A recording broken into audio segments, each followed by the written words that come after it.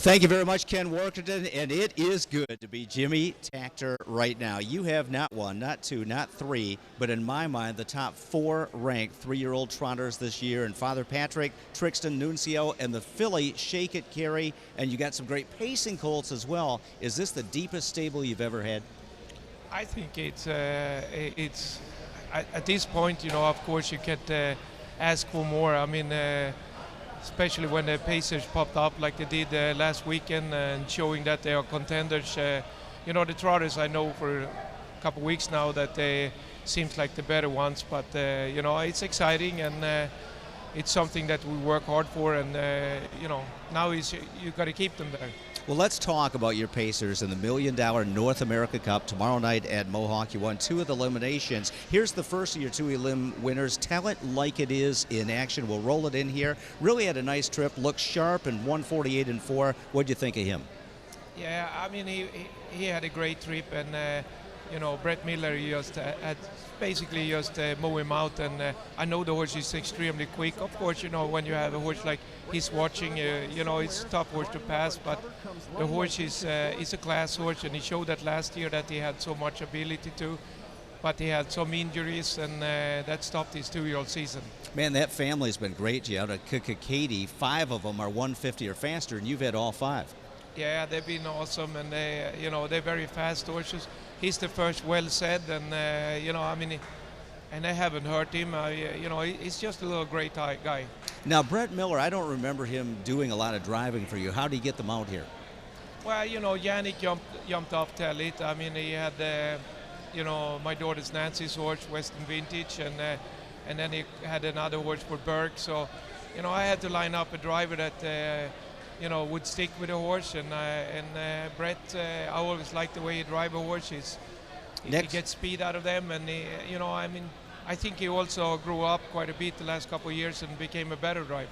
Now, the next elimination winner, Lion Somewhere, he has looked really good, and the horse has never been tested or pushed hard yet. Here he is in action, and this was only, his third or fourth start of the year, and he just comes right up the inside.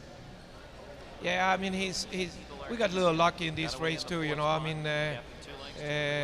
Burke's horse was on the left line, so he bared out quite a bit in the stretch. So it was, I know if he would get out, he have that burst like a top horse has.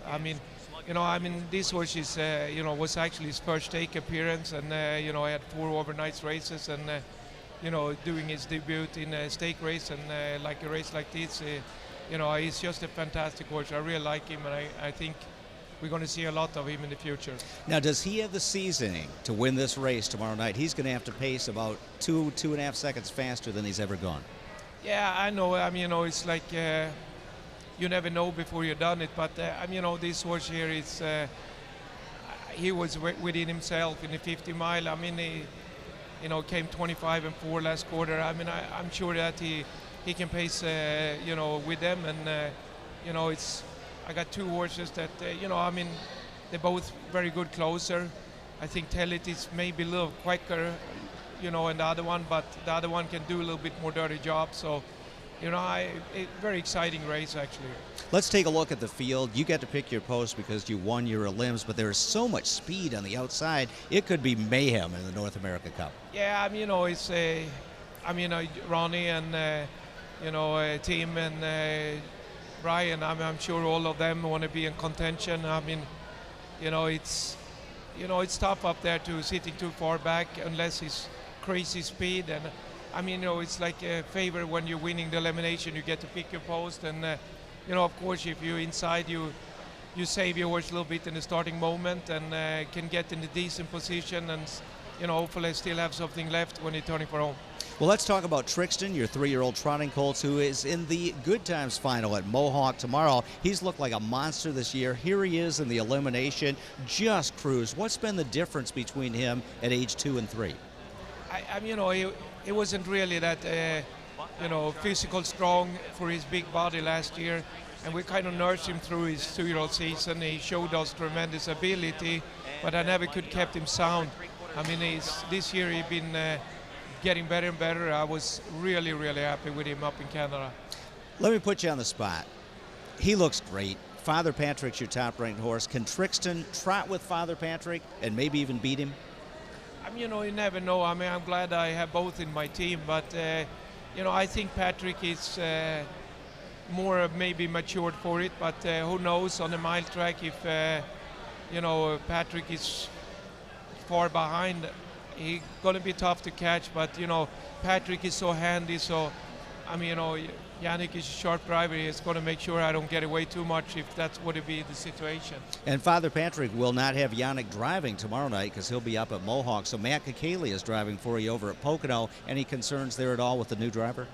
No, not really. I mean, Yannick been in contact, and so have John, because Matt's going to drive Nuncio also. And, you know, he's a young driver, and he got a lot of experience, and he's very quiet. So it was more or less Yannick's choice, because Yannick, you know, I got a good relationship with Matt, and I mean, I like Matt too, but he's a quiet driver, and I don't think he's going to do anything stupid. Jimmy, one last question about Trixton. Hot day, humid day at Lexington this fall. How fast can he trot? 49 and change, well, right? You know, I mean, when I won with him here 51 and 2, I know that week was extremely fast. You know, I mean, that's the, you know, Sebastian K went 50 in a piece, and I'm confident I would have been able to go under 50 that day with him. So he's definitely a horse with that kind of gear.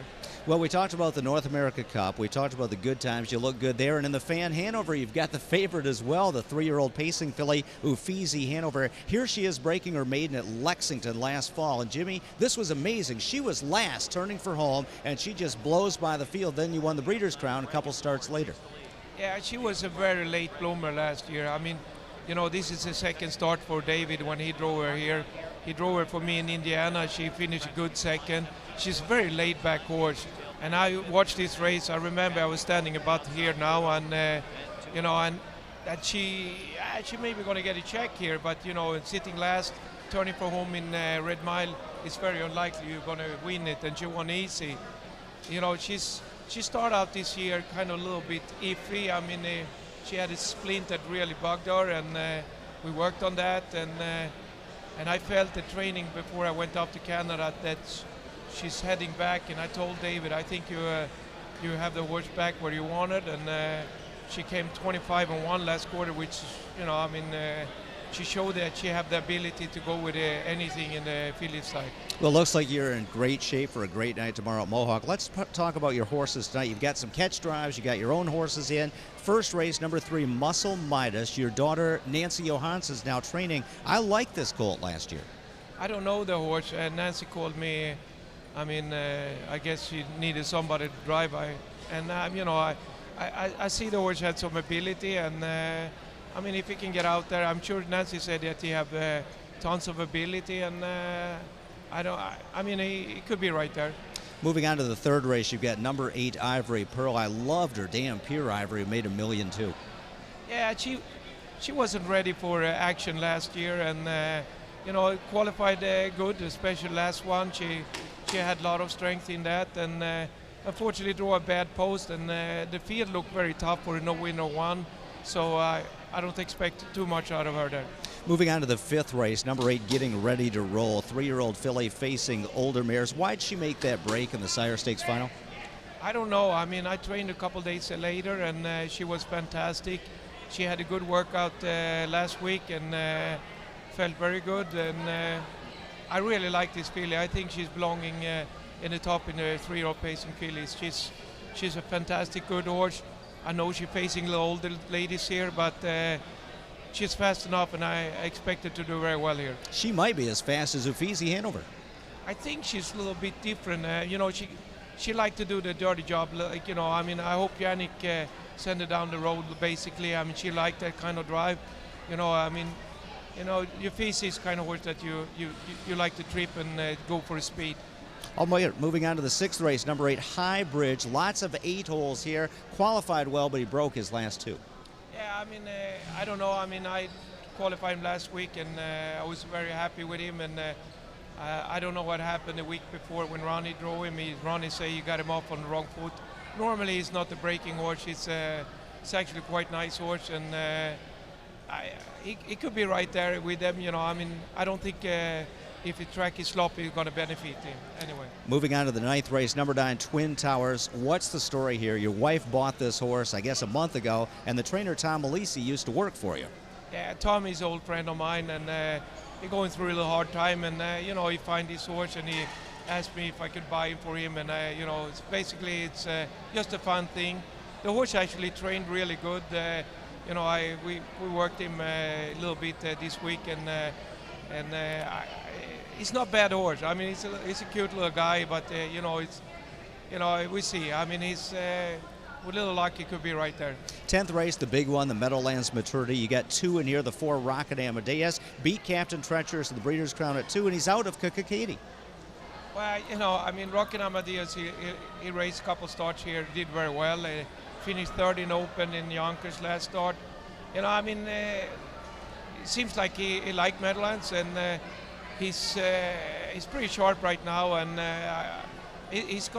nobody can leave faster than this horse. He can leave fast you want, and he's going to be up there, and whoever come, and Corey, could be right there. All right, how about Sunfire Blue Chip from Post 5? He paced in 49-1 last week, and I really didn't think he looked very good, even though he went that fast. Yeah, but he wasn't good. I wasn't happy with his performance. We drew blood on him, and his blood was absolutely no good. So we worked on his blood, and hopefully he's going to do, pretty good here. He's a better horse to me than Rocket Amadeus is, and it's just a form question there.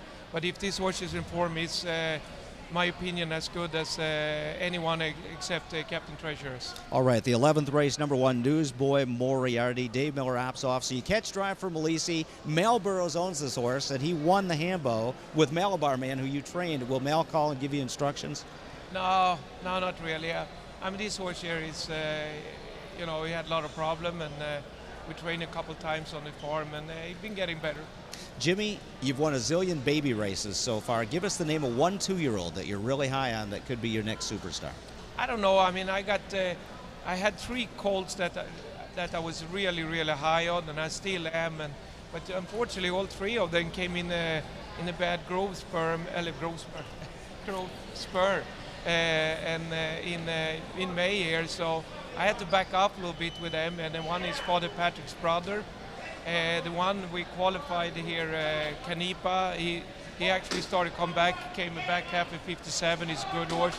And then I have Uncle Lasse, I qualify tomorrow. All 3 of them are serious horses. I like the Bank, he's a very good horse, I qualify also tomorrow. And we're strong in both trotters, colts and fillies in trotters. A little weak maybe in the pacers, but could be a couple sleeper there too. Like we said, it's good to be Jimmy Takter. Thanks for joining us. Good luck tonight and tomorrow. Thank you. All right, Wendy Ross will be in the air chair next to tee up tonight's action.